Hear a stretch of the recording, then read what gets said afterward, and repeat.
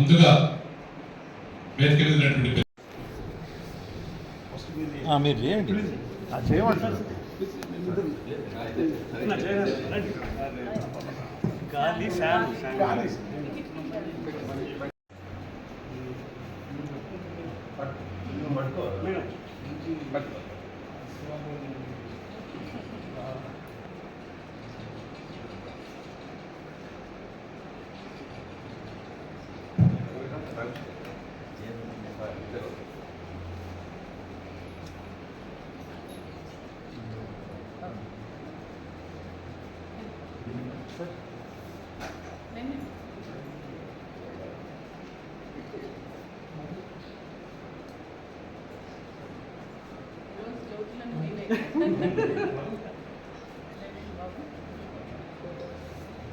మనందరి బాధ్యత అనే ఒక కార్యక్రమానికి విచ్చేసిన కవులు, కళాకారులు, రచయితలకు అందరికీ పేరు పేరున స్వాగతం. మరి ఈరోజు కార్యక్రమానికి ముఖ్య అతిథిగా విచ్చేసినటువంటి పెద్దలు గోరెటి వెంకన్న గారు. అంటే మన పాటలు మోటివేషన్ సాంగ్స్కి పెట్టింది పేరైన పెద్దలు ఈరోజు గెస్ట్ ఆఫ్ ఆనర్గా విచ్చేసినటువంటి పెద్దలు ప్రముఖ కవి, సింగర్ జయరాజ్ గారికి, అలాగే వేదిక పైన ఉన్న ఇతర పెద్దలు సిజార్ ఫౌండర్ లక్ష్మారెడ్డి గారు, పెద్దలు దిలీప్ రెడ్డి గారు, అలాగే ఎమ్మెల్సీ యాదవ్ రెడ్డి గారు, నాగభూషణం సార్, అట్లాగే ఈ కార్యక్రమానికి ముఖ్యంగా వారి యొక్క ఆలోచనతోటి ఈరోజు ఈ కార్యక్రమం యొక్క రూపకల్పన జరగడం అయింది. వారు యానాల వెంకటరెడ్డి గారు. మరి సిజిఆర్కి ప్రకృతి ఇచ్చినటువంటి మరొక ఆనిముత్యం వెంకటరెడ్డి గారు. ఎందుకంటే వైఎల్పి అనే ఒక కొత్త ప్రోగ్రాం స్టార్ట్ చేసినప్పటి నుండి వారు ఈ బాధ్యతను వారి భుజాలపైన వేసుకుని అక్కడికి పోయినప్పుడు ప్లాస్టిక్ ప్లేట్లలో అన్నం తిరిగారు పడేస్తే ఫస్ట్ మనం నష్టపోతాం, మనకు క్యాన్సర్ వస్తుంది. ఏంటి అదంటే దాంట్లో ఉన్న ప్లాస్టిక్ లేరు, వేడి వేడి అన్నం దాంట్లో పడగానే ప్లాస్టిక్ కరిగి కడుపులో పోయి వెంటనే క్యాన్సర్ వస్తుంది. మరి దీనికి ప్రత్యామ్నాయం ఏంటి అంటే ఒక ప్లేట్, ఒక స్టీల్ ప్లేట్, 1 బాటిల్ 1 ప్లేట్, ఈ 2 పెట్టుకోవడానికి ఒక బ్యాగ్ ఉంటే బాగుంటుంది అని చెప్తే నేను చాలా ఈ బాటిల్ పిల్లలు చూపెట్టినప్పుడు అస్సలు ప్రతి పిల్లవాడు ప్లాస్టిక్ బాటిల్ ఇసిరి కొట్టారు. వాళ్ళ యూనివర్సిటీలో, కాలేజీలలో ఎక్కడ ప్లాస్టిక్ కాగితం ఉన్నా మనకి రేపటి నుంచి రానివ్వమని వాళ్ళు ప్రతిజ్ఞ చెప్తారు. ఇలా ప్లేట్ కొట్టుకొని ఇట్లా వెళ్ళినప్పుడు కొంతమంది పెద్ద పెద్ద కవులు కూడా నన్ను అన్నారు, ఇంత పెద్ద కవి నువ్వు ప్లేట్ పట్టుకొని, బాటిల్ పట్టుకొని, బ్యాగ్ వేసుకొని ఏంటి ఇదంతా నీకు అని అంటే, ఈ సమాజాన్ని మార్చాలనుకున్నప్పుడు గౌతమ బుద్ధుడు కూడా ప్లేటు, బాటిల్ అంటే ఆ రోజున్న చిప్ప, చేతు బ్యాగ్ వేసుకొని తిరిగాడు. కాబట్టి మనం ప్రాక్టికల్గా మనం ప్రజల్లోకి వెళ్ళినప్పుడు అలాంటి రిజల్ట్స్ వస్తుంది అనేది నాకు అర్థమైంది. నేచర్ చాలా గొప్పది. ఇక్కడ కళ్ళు ఇచ్చింది, అక్కడ అందమైన అడవినిచ్చింది, ఇక్కడ చెవులు ఇచ్చింది, అక్కడ సప్తస్వరాలు ఇచ్చింది, ఇక్కడ ముక్కు ఇచ్చింది, అక్కడ సువాసన ఇచ్చింది, ఇక్కడ ఆకలి ఇచ్చింది, అక్కడ పండ్లు ఇచ్చింది.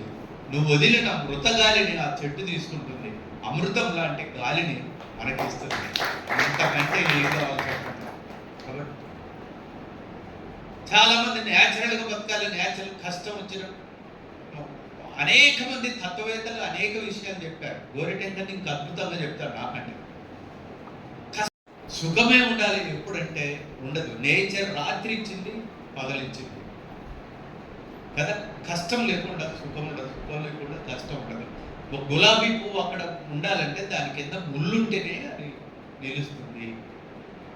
కాబట్టి ఇలాంటి తాత్వికమైన విషయాలు కూడా ఈ నేచర్ మనకు అందిస్తుంది.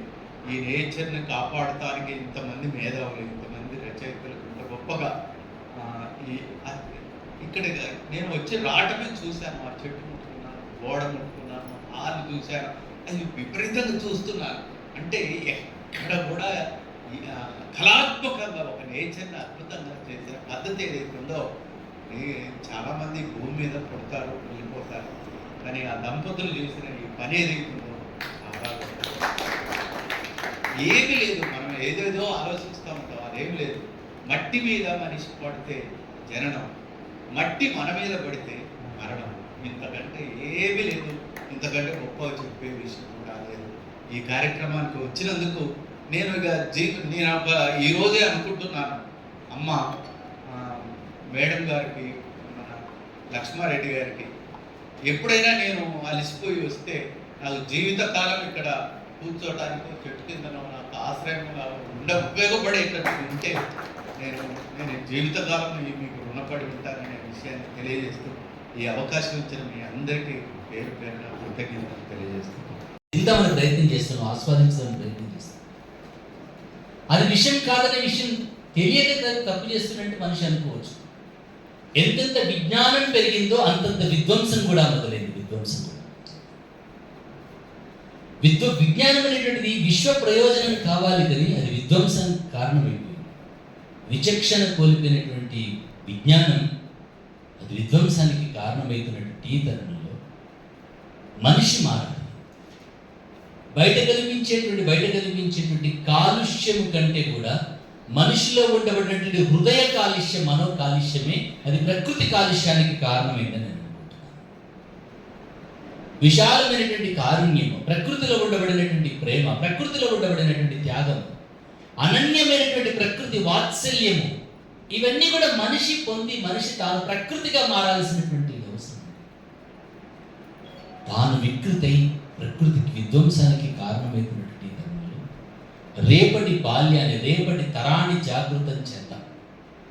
మేము చేసిన విధ్వంసం చేశాము, కనీసం ఉన్న వనరులను కాపాడుకోనైనా ఉన్నతంగా బతికేటువంటి దారి చూపించడానికి రేపటి తరాన్ని చైతన్యం చేస్తూ, రేపటి బాల్యంలో బాధ్యతాయుతమైనటువంటి పౌరతత్వాన్ని ఇస్తూ, రేపటి బాల్యం మనలాగా విధ్వంసం చేయకుండా, మనలాగా విధ్వంసం చేయకుండా అనేక మంది పాపులలో మనం పాత్రులం కాకుండా ఉండడం కోసం రేపటి తరాన్ని జాగృతం చేసేసి రేపటి తరంలో ఒక బాధ్యతాయుతమైనటువంటి వ్యక్తిత్వాన్ని నిర్మాణం చేయాలనే ఉద్దేశంతో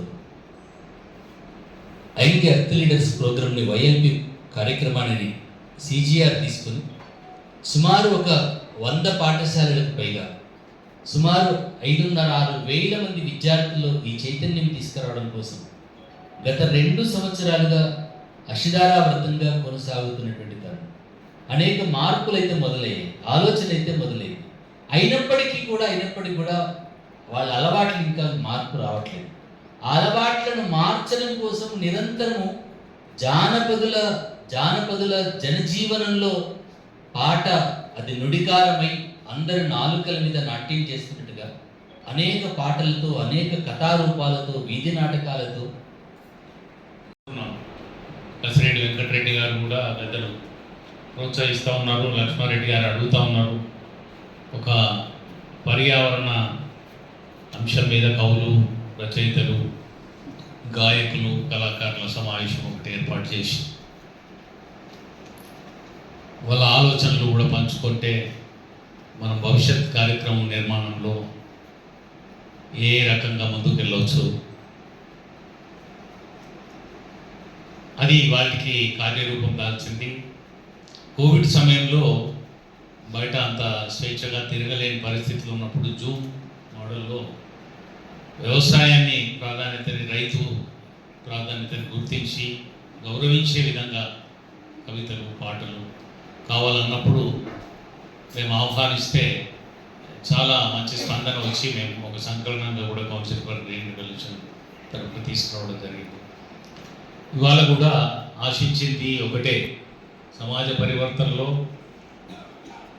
ఈ కవులు వాళ్ళ సృజన ద్వారా చేసే కాంట్రిబ్యూషన్ అద్భుతంగా ఉంటుంది. అది మనకు మన దగ్గరే కాకుండా ప్రపంచ స్థాయిలో కూడా అనేక సాక్షిభూతమైన సందర్భాలు ఉన్నాయి. అది ఫ్రెంచ్ రెవల్యూషన్ కానివ్వండి, రష్యన్ రిఫార్మిస్టిక్ మూమెంట్ కానివ్వండి, రివైవల్ మూమెంట్ ఆఫ్ అమెరికా కానివ్వండి, even Indian independence, freedom struggle కానివ్వండి. నాటక్ కవి, ఆయన police officer to be frank. ఇక్కడికి వచ్చిన తర్వాత చాలా ఆనందం వేసింది నాకు. ఇది ఒక కవిగా సృజనాత్మకత, ఇట్స్ ఏ మైండ్ బిజినెస్ ఇప్పుడు అక్కయ్య అంత కష్టపడి పెద్ద పెద్ద చెట్లు నాటింది. అదే ఒక కవి తను ఇప్పుడు గోరటైం కన్నా లైవ్ ఎగ్జాంపుల్, వారు ఎప్పుడు నిత్యం సాగు చేస్తారు. ఏమిటి? సాహిత్యం నడుస్తున్న చరిత్ర ప్రబంధం ఏదైనా ఉందంటే వారే. ప్రాణమున్న ప్రబంధం ఉందంటే నా దృష్టిలో గోరటి వెంకన్న గారు. కావ్యం నడుస్తుందంటే నడుస్తున్న కావ్యం గోరటి వెంకన్న గారు. ఒక శిలాచుక్క 1,00,000 మెదళ్ళని కదిలిస్తుందంటే అది అక్షర సత్యం. మనం ఎన్నో మాటలు చెప్పవచ్చు, కానీ అవి గుర్తుండవు.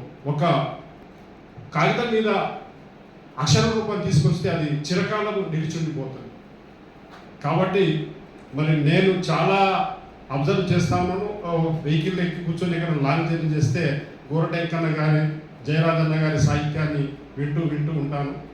నాకు తోచినంతగా నేను కూడా మనకు ఫ్రీడమ్ వజ్రోత్సవాలు నడుస్తున్నప్పుడు ఆ పేపర్లో ఏదో వచ్చింది, ఆచిక అమృత మహోత్సవం నడుస్తుంది, పర్యావరణం కానీ ఏదైనా ఒక సోషల్ టాపిక్ మీద రాయండి అంటే నేను 4 ముక్కలు రాస్తే నాకు ఒక ప్రశంస పత్రం నుంచి వచ్చింది సెంటర్ నుంచి. ఏంటంటే కలతప్పిపోయింది ధరణి కాలుష్య కూరల్లో నలిగి, లయతప్పిపోయింది కాలం నడియంట కాలంలో వర్షం. ఆ యొక్క ధరణి ఎందుకు పొగచూరిపోయిందంటే కాలుష్యంతో. ఎందుకు నడియంట కాలంలో వర్షాలు వచ్చి రైతులు ఇప్పుడు 6 కాలం కష్టపడి రోడ్ల మీద పూసుకొని అయ్యా కొనుక్కోనంటే కొనక ఈ దుస్థితి ఎందుకు వస్తుంది? కాలం లయ తప్పింది. లయ తప్పిస్తున్నాం మనం. ఎందుకు? దాన్ని కలుషితం చేస్తున్నాం. ఒకప్పుడు కవిగా సబ్జెక్ట్ కావాలని వెతికేవాళ్ళు. ఇప్పుడు మనకు సబ్జెక్ట్ ఇచ్చింది పర్యావరణ పరిరక్షణ అంటే పరిహాసం చేయక సోదరాన్ని. నేను ఒక పాట రాశాను, అది కూడా యూట్యూబ్లో ఉంది. నా ఛానల్ పేరు నా పేరు మీద ఉంటుంది, నాగభూషణం పలికి. తెలుగులో తేజ పూజ తెలుగు పాటలు ఉంటాయి. దాంట్లో ఇలాంటివి కొన్ని గోరటెంకన్న గారు ఆయన స్పృశించిన వాటిలో నేను కూడా కొన్ని స్పృశిస్తూ వచ్చిన. వాన మీద అన్న పాట రాస్తే నేను కూడా వానమ్మ ఈ పుడమి తల్లికి నువ్వు ఊపిరోయమ్మ, నీవే లేకపోతే వానమ్మ ఈ పుడమి తల్లికి పుట్టెడు దుఃఖమోయమ్మ. నేను కూడా ఈ విధంగా రాస్తూ ఏదో నాకు తోచినంతగా నాది నేను కవిత్వం అనుకుంటున్నా. ఈ పర్యావరణ దాంట్లోనే మన లయతప్పిపోయింది కాలం సాగులోనే దీనికి ఒక మాట అంటాను, డబ్బు పిచ్చి పట్టి మనిషి దారి తప్పుతుందో తెలిసి. ఈ పర్యావరణం అనేది ఏ ఒక్కరి సొత్తు కాదు, మన అందరం చెట్టు పుట్ట గొడ్డు గోద మనుషులు మనందరి భాగస్వామ్యం ఉంది. ఇది మర్చిపోయే మనిషి వేటాడి తిట్టుండు మూగ జీవాలను. తప్పు కదండి. మనకెంత రైట్ ఉందో మిగతా జీవులకు కూడా అంతే రైట్ ఉంది. మరి ఒక బృహత్తర కార్యక్రమంతో ముందుకెళ్తున్న అక్క లీలక్క లక్ష్మారెడ్డి గారు, ఇంతకుముందు నాకు జగన్ సార్ చెప్పిండు అన్న అక్క చెట్టుతో మాట్లాడతాను. నేను 7 years బ్యాక్ అక్క వాళ్ళ ఇంటికి వచ్చిన. నేను సిల్వర్ జూబ్లీ స్టూడెంట్ని. నాకు 27 years అవుతుంది నా ఎక్స్పీరియన్స్ ఈ పోలీసింగ్లో. నేను ఇప్పుడు ఏసీపీ శంషాబాద్. మునుముందు మీ అందరితోటి మీ సాహిత్యాన్ని ఈ పర్యావరణంగా చూస్తారని ఆశిస్తూ ఆకాంక్షిస్తూ అన్నగారి స్పీచ్ కోసం ఎదురు చూస్తూ మీరు థ్యాంక్ యూ వెరీ మచ్. ఇంత మంచి పని ఇది. ఎందుకంటే నేను మీకు నాకేమో చెప్పను, నేను చేసే పని కూడా ఇదే. కానీ ఆ సంఘాలతో పనిచేయను. నేను పద్ధతి ఉండదు నాకు. పద్ధతి అంటే నిజంగా ఈ టైంకి రావాలి, టైం వేసాను. నేను మామూలు వచ్చి జగన్ తమ్ముడు వచ్చి లేపితే కానీ అప్పుడు చేసే తయారయ్యేలాగే ఈ టైం అయింది వచ్చి. కనుక దిలీప్ అన్న ఇక్కడ వేదిక పైన అందరూ కూర్చొని యాదన్న మేము ఆయన ఉపన్యాసాలు వారి మార్గదర్శకత్వం ఉద్యమ కాలంలో ఇప్పుడు అందరికీ అంటే పార్లమెంట్ రాజకీయాల్లో మేధావులు తక్కువ, అట్లాంటి గొప్ప మేధావి ఆయన యాదన్న. రవీంద్ర గారు ముందే మాత్రం ఫౌండేషన్ వారి వాగ్దాటి కానీ అంతఃకరణం కానీ 2 బాహ్యం అంతఃకరణం ఒకే రకంగా బతుకుతూ తాను ఏం నమ్మిండో లోకయుతంగా తన వివేకంతో పనిచేసే అతి కొద్ది మంది ఇవాళ ఈ కాలంలో ఉన్న వ్యక్తులు వారి గురించి నాకు తెలుసు. వారి విషయాలు అభిప్రాయాలు ఏమైనా అభిప్రాయాలతో అంగీకరిస్తామా లేదా ఏ మేరకు సాగుతుంది, కానీ వారు అంతఃకరణ శుద్ధితో పనిచేసే తక్కువ మంది ఉన్నారు. వారు దిలీప్ అన్న అయితే కీనోట్ ఇచ్చినాడు అసలు సాహిత్యం మీద ఎంత గొప్ప ఉపన్యాసం అనేది. విధంగా ఉపన్యాసం అది హైదరాబాద్లో సీరియస్ కవుల మధ్య ఇవ్వాల్సిన ఉపన్యాసం ఇచ్చినాడు. ఎందుకంటే చరణ్ చెప్పిన కవికి తనకు ప్రపంచానికి సామ్యాన్ని కుదిరినప్పుడు చేసే అంతర్బహిరవ యుద్ధంలో కవిత్వం అని చెప్పి. నిజంగా కవిత్వం అనేది అంత మార్మికమైనది. పైకి అట్లా సరళితంగా అర్థమవుతుంది, కానీ మార్మిక వ్యాసం కాదు కవిత్వం. అది అది ఎట్లుంటుందో కూడా వచ్చేది కాకుండా వచ్చే కవితలు వస్తున్నాయి. కవిత్వం అంతర్వేదం నా కవిత వస్తుంది వీలైతే అంటే నేను గొప్ప పని చేశాను. సరిగ్గా అదే పని వచ్చేవారు రావచ్చు, అదే దాని మీద నేను కవిత రాసిన మొన్న. కవిత్వం అంటే ఏందనేది దాని పేరు అంతర్వేద టైటిల్తో వస్తుంది. ఇప్పుడు చెప్పాను. అయితే అంత మంచి ఉపన్యాసం నన్ను దిలీపన మాకు రవిచంద్ర గారి ద్వారా చాలా గౌరవం. ఆయన ఇక్కడ కూర్చొని నాకు పెద్ద అవమానం. ఎందుకంటే వారి సమక్షంలో చాలా వాళ్ళు చర్చిస్తుంటే ఇదేది 20 ఏళ్ళ కింద 10 ఏళ్ళ కింద రవిచంద్ర వాళ్ళు సీనియర్ జర్నలిస్టులు అందరూ కూర్చొని ఉన్నప్పుడు ఏఎస్పీ మంచి రాయంటే చాలా అద్భుతంగా రాస్తున్నారు. మంచిగా వరకు డబ్బులు కుట్టడం కుంపడం ఉంటుంది. కవిత్వం సున్నితత్వం, కవిత్వం అనేది చాలా సున్నితమైనది కదా.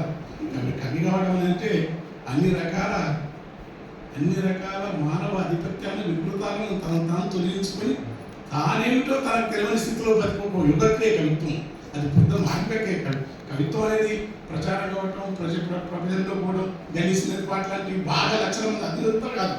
కవిత్వం అనేది చాలా లోతైన ప్రక్రియ. నీకు ఈ ప్రపంచానికి ఏడం కుదిరితే కవివి కావాలి. నిజంగా ప్రపంచం బాగుంటే నువ్వు బాగుండలేవు. ఎందుకు బాగుంటే ప్రపంచం ఏది బాగో కవికి అది బాగుండదు. ప్రపంచం ఏది బాగలేదో కవికి ఏది బాగలేదో ప్రపంచం బాగుంది కవికి ఆ బాగలేని దాని మీద అంగీకారం ఒక్క పట్టున ఏ కవి కూడా ఎవరు కూడా పోతనా మాత్రం కానించి కూడా విమల చేసుకురాదు చిక్కుడు వాకనముడు సుందరు కొన్ని పుచ్చుకలు శరీరం వాసి కావలసి సంఘటన ఆ మహాత్ముని మొదలుకొని ఆయన అపద్యంలో అందరము జంతువుల కరణం రత్నదీపిక సుందర దీపిక సుసూక్త వివిక్త నిజ ప్రభావ భావాంతర విధి విస్తృతంగా అంత విస్తృతంగా వివరించే మనోరత్నంలో అలాంటిదే పర్యావరణం కూడా మనిషికి ఒక పట్టాన దొరకని వీసే గాలి, మోసే నేల, పొంగే గంగ, పొద్దు నింగి 5 పోయే ఈ గుటి దీపం యొక్క నిజ స్థలం పక్కన ఈ విశ్వము, ఈ జగత్తు దీంతో అనుసంధానమైన వాళ్ళు రమణ మహర్షి లాంటి మహానుడు, దివ్యత్తులైన వారు. కవిత్వంలో ఉండి వాల్మీకి వ్యాసుడే కాదు, కాళిదాసు పరోపకార పుణ్యాయ పాపాయ పరిపూర్ణ. కాళిదాసు కూడా ప్రకృతిని మేఘాన్ని చూసి అన్నిటి చూసి రాసిందంటే ఈ బయట రాజులు వాళ్ళ కోటలు వాళ్ళ ప్రాకారాలు ఆ సౌందర్యం ఇవన్నీ పరమ అసహ్యం అనుకొని కొండ మీదకి వచ్చి ఆ మేఘాల గురించి ఆ పక్షుల గురించి ఇదాదే కాదు, ఇదంతా ఈ యుగాల నుంచి ఉన్నదే. ఈ యుగాల నుంచి బుద్ధ భగవాను మొట్టమొదట ప్రకృతిని పర్యావరణ తత్వవేత్త బుద్ధ భగవానుడు ప్రపంచవ్యాప్తంగా అలాంటి పనులు చేస్తున్న అమ్మ నీళ్ళ నేను అక్క నీలమ్మ గారు, జగన్రెడ్డి గారు పెద్ద అయిన వారి కుదురు వెంకటరెడ్డి చాలా మీరు నేను యానాలంటే అదే అనమ్మా మన ఇక్కడ గ్రేట్ అసలు మీరు నాకు యానాల బాగా యానల అదే ఆ ఊరు అందుకని మీ భాష పరిభాష అంటున్నాను. అది మీరు తర్వాత కింద అందరు కవితలు అందరూ నమస్కారం. నేను సందేశం ఇచ్చేది ఉండదు. మంచి కార్యక్రమం ఇది. ఎందుకంటే చాలా కష్టంగా ఉంది, మనిషి ఊహించదు. గాలి కాదు, నీళ్ళు అట్లా. ఇక మనం ఇప్పుడు బాగా చెప్పాలంటే అడవిని గురించి చెప్పిన అందాల